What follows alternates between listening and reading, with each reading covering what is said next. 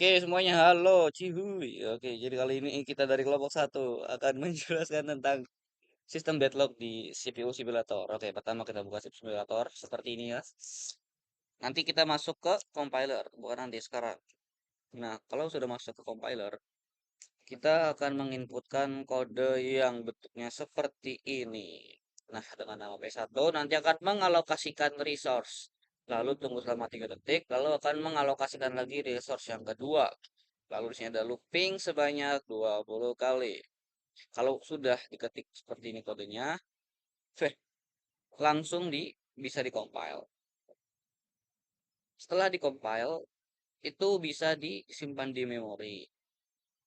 Nah, setelah disimpan di memori, itu bisa langsung melakukan perulangan yang sama sampai jumlah yang kita inginkan. Untuk di sini kita menggunakan 4 PM sampai di PM4 guys ya. Compile, simpan di memori, lalu kita buka compile lagi. Kita bikin yang P3, terus ketiga, terus ini keempat, kita compile lagi.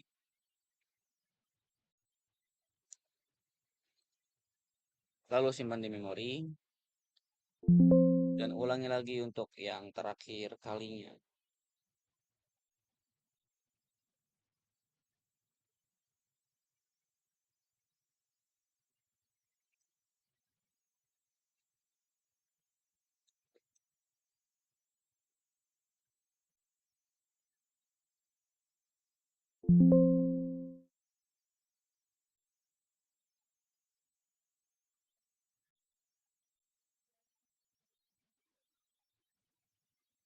Oke, kalau sudah memasukkan PS1 sampai PS4 masuk ke OS 0. Nah, di OS 0 ini kita akan masukkan program PS1 sampai PS4.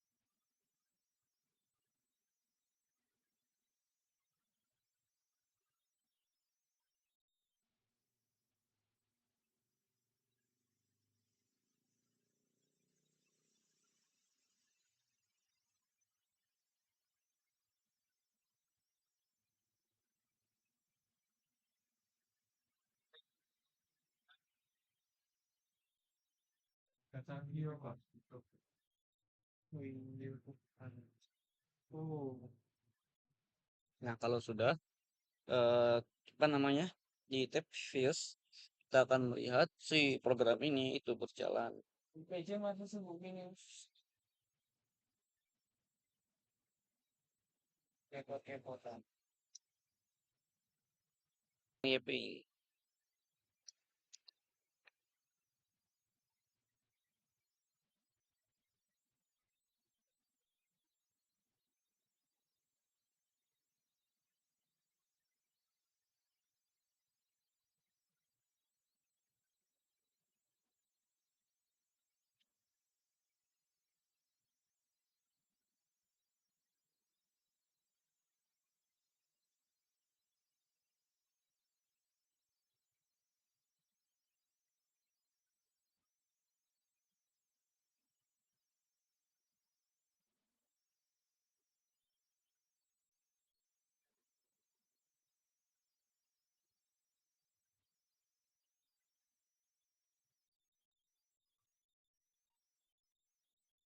Ini bisa langsung di run.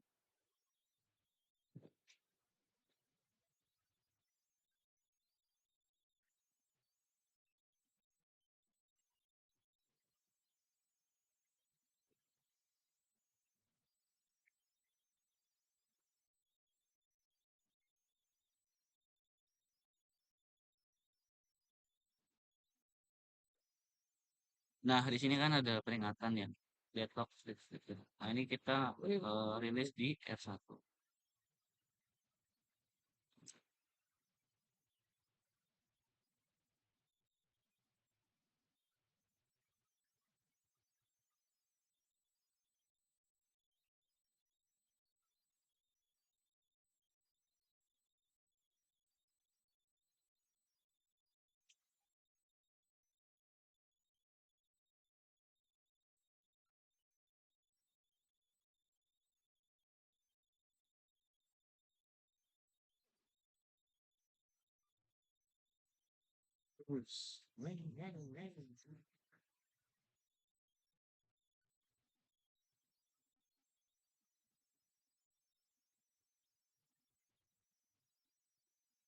Tumben picknya bau.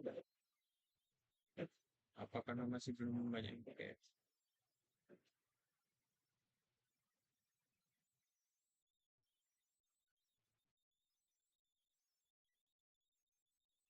Sip, selesai. Dah, boy. Begitu aja kok. Yep.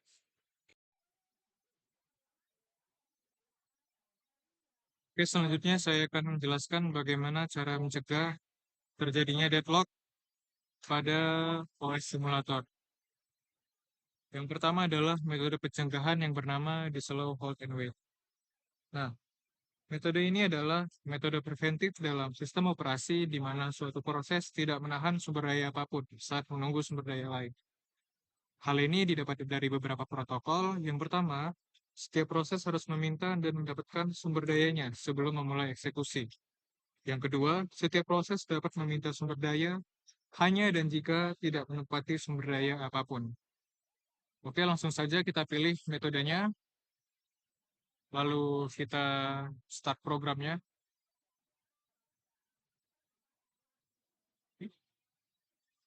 Di sini bisa kita lihat ya teman-teman, setiap proses mulai berubah warna. Kita akan melihat apakah metode ini bisa mencegah terjadinya deadlock.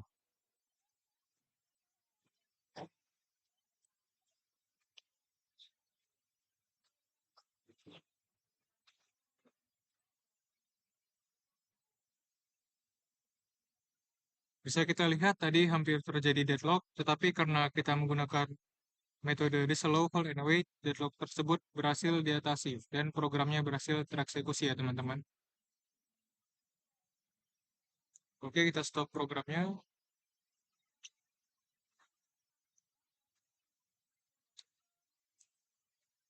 Kita reset. Kita akan coba metode kedua, yang bernama the slow circular way. Nah, metode ini adalah suatu proses yang saling menunggu satu sama lain untuk mendapatkan sumber daya yang menciptakan rantai ketergantungan.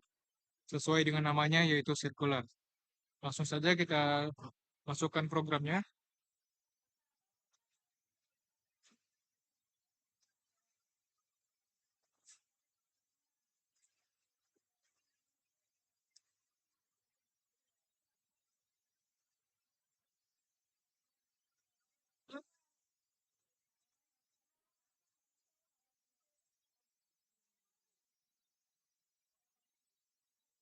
Kemudian kita start. Nah, kita akan melihat apakah metode kedua ini bisa mengatasi deadlock pada program kita.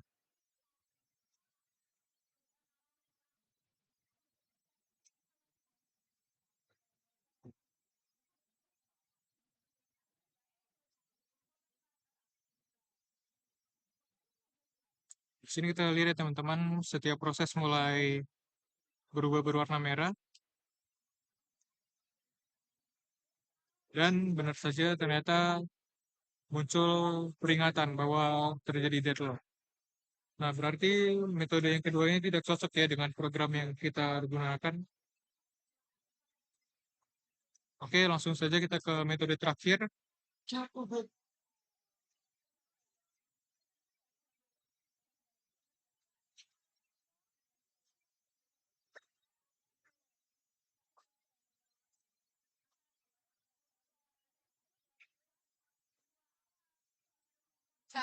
Kita masukkan programnya.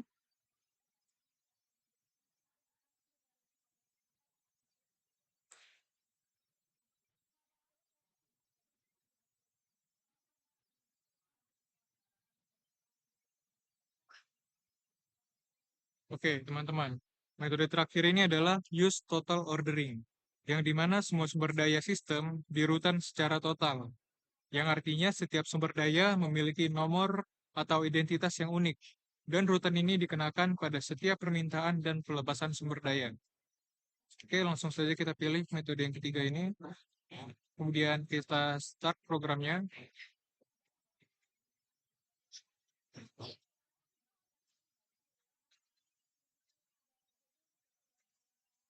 Kita akan lihat ya teman-teman, apakah metode ini bisa mencegah terjadinya deadlock.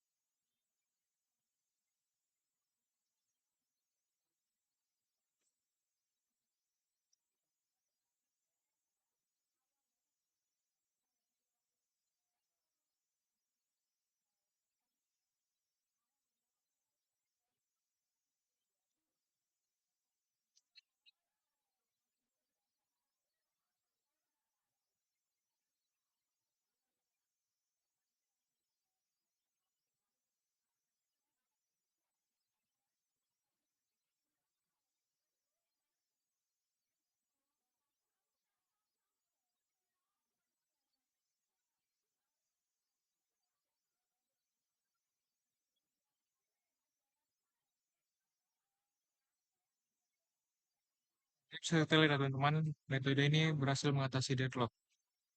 Oke, kita stop programnya. Kemudian kita akan mencoba metode recover setelah terjadi deadlock. Yang pertama itu ada metode yang bernama abort processes.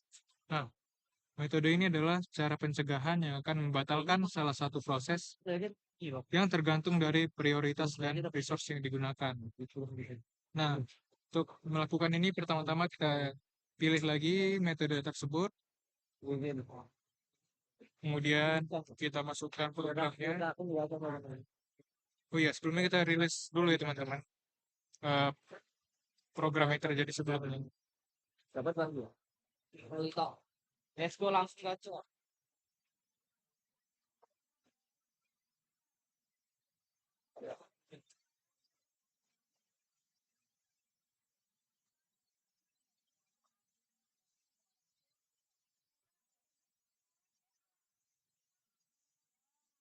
Oke, kita start programnya. Naik terus. Naik terus.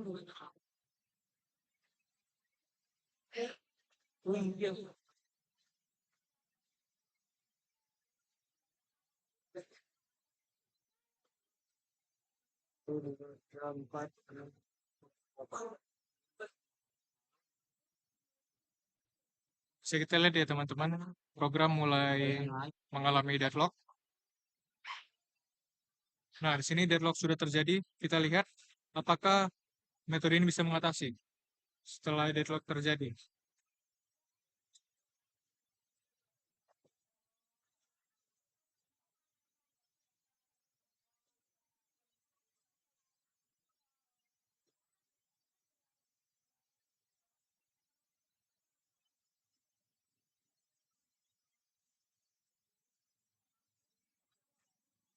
Nah, ternyata metode ini berhasil ya teman-teman mengatasi deadlock yang tadi. Programnya dapat kembali tereksekusi. Oke, langsung saja kita stop programnya, kita lanjut ke metode yang kedua.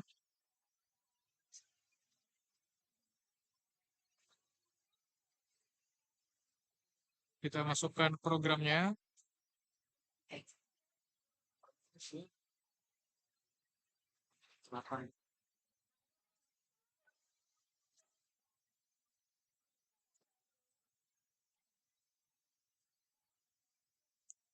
Oke, kemudian kita pilih metode recover yang kedua.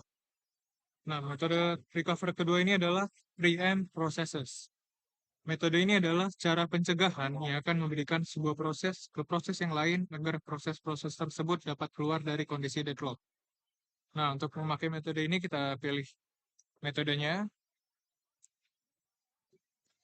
Lalu kita start langsung programnya. Wah.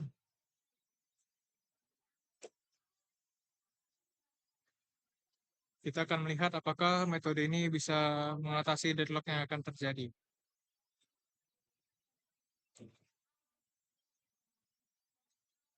Aduh, ya seperti ini.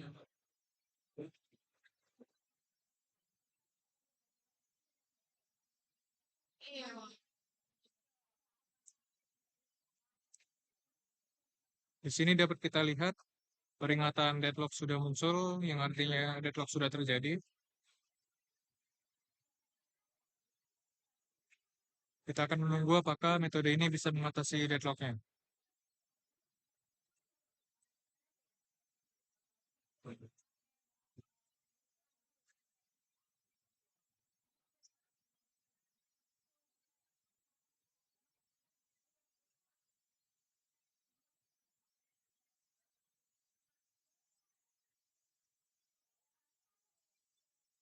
Nah, di sini kita coba tunggu sebentar lagi.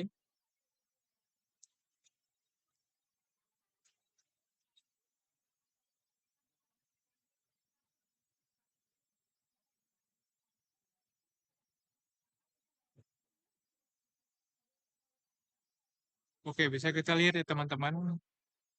Deadlock tersebut berhasil diatasi menggunakan metode preempt resources ini.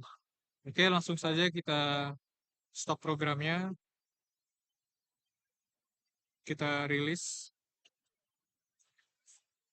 Nah, kita akan mencoba eh, menu detect di pilihan do not detect. Nah, ini sesuai namanya do not detect, yang artinya nanti ketika terjadi deadlock, program tersebut tidak dapat dideteksi deadlocknya. Langsung saja kita pilih, kita masukkan programnya. Ibu. Abang ini bang.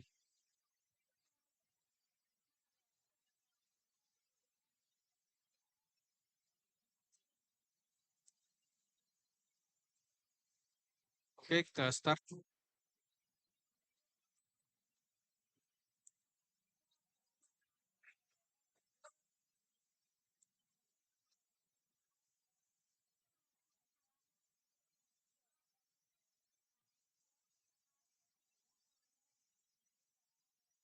Oh, dapat satu.